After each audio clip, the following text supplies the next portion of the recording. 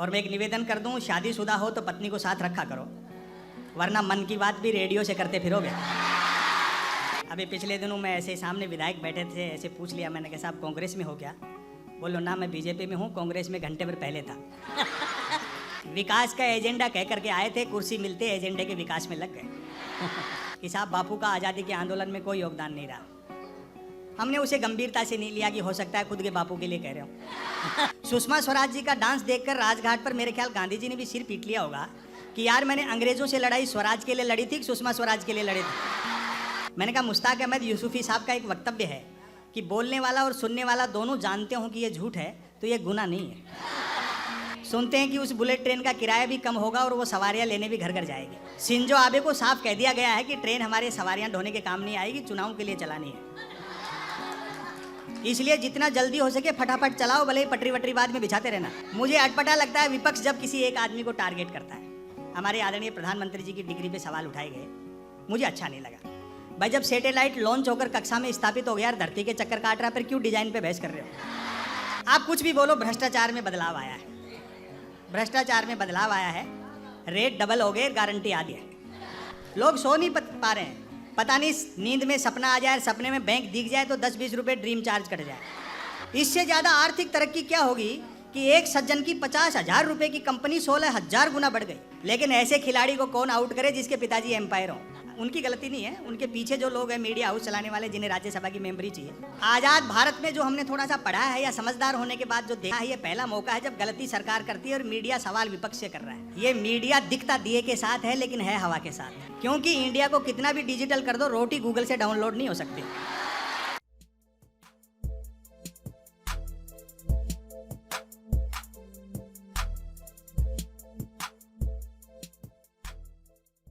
खाली कुर्सियों के बावजूद लोग खड़े हैं। दरअसल हिंदुस्तानी आदमी ऐसी किसी चीज पर बैठना ही नहीं चाहता जिस पे लेट नहीं सकता हो, वरना यही 4-5 लोग पॉलिटिक्स में होते तो अब तक मार्गदर्शक मंडल में होते। और मैं एक निवेदन कर दूं, शादीशुदा हो तो पत्नी को साथ रखा करो, वरना मन की बात भी रेडियो से करते फिरोगे। अभी पिछले दिनों मैं ऐसे सामने विधायक बैठे थे, ऐसे पूछ लिया मैंने कि साहब कांग्रेस में हो क्या? बोलो ना, मैं बीजेपी में हूँ, कांग्रेस में घंटे भर पहले था। हो सकता है अगले चुनाव में बीजेपी का चुनाव चिन्ह हो हाथ के पंजे में कमल का फूल। विकास का एजेंडा कह करके आए थे, कुर्सी मिलते एजेंडे के विकास में लग गए। कि साहब बापू का आज़ादी के आंदोलन में कोई योगदान नहीं रहा। हमने उसे गंभीरता से नहीं लिया कि हो सकता है खुद के बापू के लिए कह रहे हो। प्रदेश के स्वास्थ्य मंत्री ने कहा कि साहब गांधी जी का चित्र नोटों पे छपता है, उससे मुद्रा का अवमूल्यन हो गया, कीमत घट गई। यही भारतीय प्रजातंत्र की डेमोक्रेसी की खूबसूरती है कि शारीरिक और मानसिक रूप से बीमार आदमी भी स्वास्थ्य मंत्री बनाया जा सकता है। सुषमा स्वराज जी का डांस देखकर राजघाट पर मेरे ख्याल गांधी जी ने भी सिर पीट लिया होगा कि यार मैंने अंग्रेजों से लड़ाई स्वराज के लिए लड़ी थी, सुषमा स्वराज के लिए लड़ी थी। मैंने कहा मुश्ताक अहमद यूसुफी साहब का एक वक्तव्य है कि बोलने वाला और सुनने वाला दोनों जानते हो कि ये झूठ है तो ये गुनाह नहीं है। सुनते हैं कि उस बुलेट ट्रेन का किराया भी कम होगा और वो सवारियां लेने भी घर घर जाएगी। शिंजो आबे को साफ कह दिया गया है कि ट्रेन हमारे सवारियां ढोने के काम नहीं आएगी, चुनाव के लिए चलानी है। इसलिए जितना जल्दी हो सके फटाफट चलाओ, भले ही पटरी वटरी बाद में बिछाते रहना। मुझे अटपटा लगता है विपक्ष जब किसी एक आदमी को टारगेट करता है। हमारे आदरणीय प्रधानमंत्री जी की डिग्री पे सवाल उठाए गए, मुझे अच्छा नहीं लगा। भाई जब सैटेलाइट लॉन्च होकर कक्षा में स्थापित हो गया यार, धरती के चक्कर काट रहा, फिर क्यों डिजाइन पे बहस कर रहे हो? आप कुछ भी बोलो, भ्रष्टाचार में बदलाव आया है, भ्रष्टाचार में बदलाव आया है, रेट डबल हो गए, गारंटी आ दी है। वो मेरा जो बैंक का खाता है वो अलग ढंग से खाता है। लोग सो नहीं पा रहे हैं, पता नहीं नींद में सपना आ जाए, सपने में बैंक दिख जाए तो 10-20 रुपए ड्रीम चार्ज कट जाए। ये जो बुनियादी मुद्दे हैं इनकी तरफ ध्यान जाना जरूरी है। लोग कहते हैं कि अक्सर मुझसे कि साहब ये बस स्टैंड रेलवे स्टेशन पर लिखा रहता है जेब कतरों से सावधान, कभी किसी एयरपोर्ट पर नहीं देखा। मैंने कहा भैया एयरलाइन कंपनियां ये काम टिकट में ही कर लेती हैं। इससे ज़्यादा आर्थिक तरक्की क्या होगी कि एक सज्जन की 50,000 रुपए की कंपनी 16,000 गुना बढ़ गई। लेकिन ऐसे खिलाड़ी को कौन आउट करे जिसके पिताजी एम्पायर हों? उनकी गलती नहीं है, उनके पीछे जो लोग हैं मीडिया हाउस चलाने वाले, जिन्हें राज्यसभा की मेंबरी चाहिए। अमूमन 4 जन बहसी आते हैं टीवी पे, एक मुद्दे का समर्थक, दूसरा मुद्दे का विरोधी, तीसरा बुद्धिजीवी दोनों को हड़काने वाला, और चौथा एंकर तीनों को भड़काने वाला। और व्यंग पर आपकी दाद उठेगी, चौथा एंकर तीनों को भड़काने वाला बहस होनी होती है गरीबी की रेखा पर और करते रहते हैं रेखा की गरीबी पर।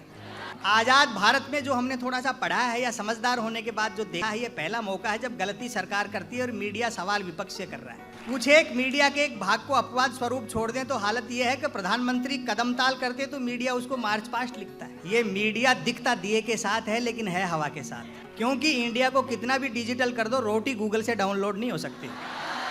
कि उम्रे दराज मांग कर लाए थे 4 दिन, 2 टेलीविजन ने ले लिए 2 इंटरनेट। जो कुछ नहीं कर सकता है वह भी ट्वीट कर सकता है, और एक बार जो ट्वीट करने लगता है फिर वो कुछ नहीं कर सकता है। और आज की रात अगर मैंने कोई अच्छी बात कह दी हो आपको सोचने पर विवश कर दे तो आपकी दाद चाहूँगा।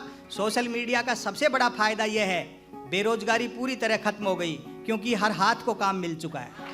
देश में कोई ऐसा ही सुनता नहीं है, जबरदस्त हास्य का माहौल है। जिन्होंने अच्छे दिन का वादा किया था उनको उनका वादा याद दिलाओ तो खुद ही हंसने लगते हैं। यूट्यूब पे सुन करके आप हंस सकते हो, ताली नहीं बजा सकते। डिजिटल इंडिया का ढोल पीटा जा रहा है। गांधी जी कहते थे टेक्नोलॉजी मशीन साधन है, साध्य नहीं है। मैं आपको लिमिटेशन बताता हूँ टेक्नोलॉजी की। जब एडिसन ने बल्ब का आविष्कार किया तब बल्ब के कारोबारियों ने भी ये दावा किया होगा कि ये अंधेरे के ताबूत में आखिरी कील है। आज हम देख रहे हैं लोग अंधेरे का फायदा उठाकर चोरी करते हैं और चुराए गए माल का बंटवारा बल्ब जलाकर किया जा रहा है। कहते हैं कि उक्त आदर्श गांव किसी जालिम सिंह नामक डाकू ने बसाया था, जो कि निहायत ईमानदार और परोपकारी डाकू थे, क्योंकि निर्वाचित नहीं थे। उनके समझ में आ गया होगा कि एक डाकू को जिनके डकैती डालने जाना पड़ता है, चुनाव जीत लेने पर वही लोग घर बैठे दे जाते हैं। यूं भी अपराध और राजनीति में महज वोटिंग का ही तो अंतर रह गया है। संसद पर जिन आतंकियों ने हमला किया था, सुरक्षा प्रहरियों ने उन्हें गोली मारने से पहले निश्चित ही कहा होगा, मानते हैं आप आतंकवादी हैं, चाहे कितने भी बड़े अपराधी हैं, लेकिन चुनाव जीते बिना अंदर नहीं जाने देंगे। गांव के लोग किफायती इस हद तक हैं कि किसी को मिस कॉल तक अपने फोन से नहीं मारते। और अगली पंक्ति पर देखना व्यंग, गांव के लोग किफायती इस हद तक हैं कि किसी को मिस कॉल तक अपने फोन से नहीं मारते, और दरिया दिल ऐसे कि मिस कॉल मारने के बाद फोन कर करके भी पूछते रहते हैं कि मिस कॉल मिला क्या। सबका प्रयास रहता है कि काम ऐसा हो जिसमें काम न हो। जहां तक मेहनत मजदूरी का सवाल है, मेहनत करने वाले को मजदूरी नहीं मिलती, और जिसे मजदूरी मिल जाती है वह मेहनत बंद कर देता है। सबके आपसी संबंध गठबंधन सरकारों जैसे हैं, अर्थात स्वार्थ ही 2 लोगों को जोड़ता है। उम्र का फासला भी रिश्तों में बाधक नहीं बनता। दिन में जो बेटे का क्लास फेलो होता है, शाम को वही बाप का ग्लास फेलो होता है। स्कूल उतनी ही देर चलता है जितनी देर मिड डे मील चलता है। पुलिस चौकी को लेकर मतभेद हैं कि अपराध बढ़ने से चौकी खुली है या चौकी खुलने से अपराध बढ़े। 5 शमशान घाटों से स्वतः सिद्ध है कि गांव में 5 जातियां रहती हैं। इस बात का पूरा ध्यान रखा जाता है कि मनुष्य के मरने के बाद भी उसकी जाति नहीं मर जाए। एक दफा कै जाति के लोगों ने अपना एक शव गफलत में खे जाति के शमशान में जला दिया। बात ऐसी बिगड़ी कि खे जाति वालों ने तुरंत अपना एक व्यक्ति मारा और उसे कै जाति के शमशान में जलाकर बदला लिया। और तालियां तो अब बजेंगी। अंततः लोकल विधायक ने दोनों जातियों से 2-2 लोग मरवाकर उनके अपने अपने शमशानों में जलवाए, तब जाकर शांति हुई। एकमात्र मंदिर का निर्माण भी डाकू जालिम सिंह जी ही करा गए थे। था है कि एक रात सपने में उन्हें एक साधु ने ताना मार दिया था कि मूर्ख, लूट का माल यूं ही नहीं पचेगा, थोड़ा दान धर्म भी करना सीख। कहते हैं बात ऐसी चुभी कि डाकू जालिम सिंह जी ने अगली ही रात आसपास के कई मंदिरों को लूटा और उसी मेहनत की कमाई से इस मंदिर का निर्माण करवाया। तो जैसे काम सिद्ध होगा नेता आएंगे समझा देंगे, भैया कोई पद्मावती विवाद नहीं, सब ठीक ठाक हो गया। चरणदास जी हड़बड़ी में जरा छोटे जूते खरीद लाए। दुकानदार ने बिका हुआ सामान वापस नहीं लिया क्योंकि दिन भर में एक ही बिका। लाचार चरणदास जी को ठांसे गए जूते काट रहे हैं और वह लंगड़ाते हुए चल रहे हैं। रास्ते में टकरा गया रामधन, पूछ बैठा, चरणदास जी ये जूते कहाँ से मार लाए, मतलब कितने के पड़े। एक तो जूते काट रहे थे, ऊपर से रामधन की मार लाए और पड़े जैसी भाषा। बड़े शायरों को सुनना है, भरपूर तालियों से विदा करना। ऊपर से रामधन की मार लाए और पड़े जैसी भाषा। चरणदास जी ने झल्ला कर कहा, पेड़ से तोड़ें। रामधन बोला, महाराज कच्चे तोड़ लिए।